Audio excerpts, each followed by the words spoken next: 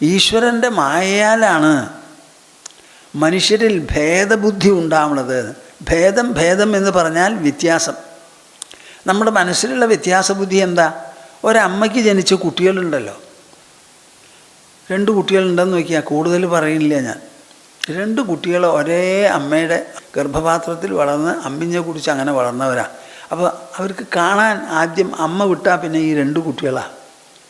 ആ 2 കുട്ടികളും വലുതായി. ഒരാൾക്ക് കുറച്ച് വിഭവസമൃദ്ധി കൂടുതലാണ്, പിന്നെ ഒരാൾക്ക് കുറവാണ്.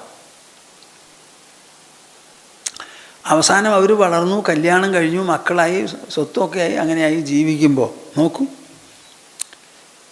ആ പണമുള്ള ആൾ ആ പണം എഴുതി കൊടുക്കുന്ന സമയത്ത്, ഒരു മരണപത്രമൊക്കെ എഴുതി വയ്ക്കുന്ന സമയമുണ്ടല്ലോ, കയ്യിലുള്ള സ്വത്ത് മുഴുവനും 100 കോടിയായാലും തൻ്റെ മകന് മാത്രമേ എഴുതി വയ്ക്കുള്ളൂ.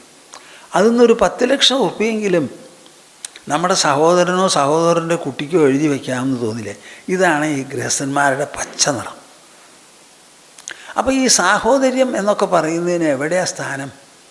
ലോകത്തിൽ താൻ മാത്രമേ ഉള്ളൂ? അങ്ങനെ ഒരു ലോകമുണ്ടോ? ഒരു വ്യക്തി മാത്രമായിട്ടൊരു ലോകം? ഒരു വ്യക്തി ജനിക്കുന്നത് കുടുംബത്തിലാണ്, അപ്പം തന്നെ 3 ആളായി. അച്ഛനമ്മയില്ലാതെ കുട്ടിയില്ല. അവർ ഓരോരുത്തരും ജനിച്ചത് ഇതേപോലെ അച്ഛനമ്മമാരിൽ നിന്നാണ്. അങ്ങനെ വരുമ്പോൾ ഒരു കുടുംബത്തെ പോലെയല്ലേ ഇനിയൊരു കുടുംബം. വ്യക്തികൾ കൂടിച്ചേർന്നാണ് കുടുംബം, കുടുംബങ്ങൾ കൂടിച്ചേർന്നാണ് ഒരു സമാജത്തിൻ്റെ ഒരു വിഭാഗമാവുന്നത്. ആ വിഭാഗങ്ങൾ കൂടിച്ചേരുമ്പോഴാണ് ഒരു രാജ്യം. അനവധി രാജ്യങ്ങൾ കൂടിയാൽ ഭൂതലമായി, ലോകമായി. നമ്മളുടെ ജീവിതത്തിൽ ഏത് വശമെടുത്ത് നോക്കിയാലും നമ്മുടെ ജീവിതം മറ്റുള്ളവരോട് കൂടി ബന്ധപ്പെട്ടതാണ്.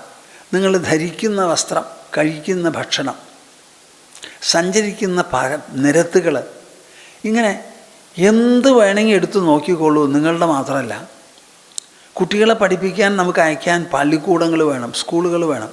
ആ സ്കൂളുകൾ ഓരോ വീടിനും കെട്ടിയുണ്ടാക്കി മാഷന്മാരെ വെച്ച് കുട്ടികളെ പഠിപ്പിക്കാൻ പറ്റുമോ? പറ്റില്ല. എവിടെയാണ് നമുക്ക് താൻ മാത്രമായിട്ട് ജീവിക്കാൻ പറ്റുന്ന ഒരു നില ചൂണ്ടിക്കാണിക്കാൻ പറ്റുക?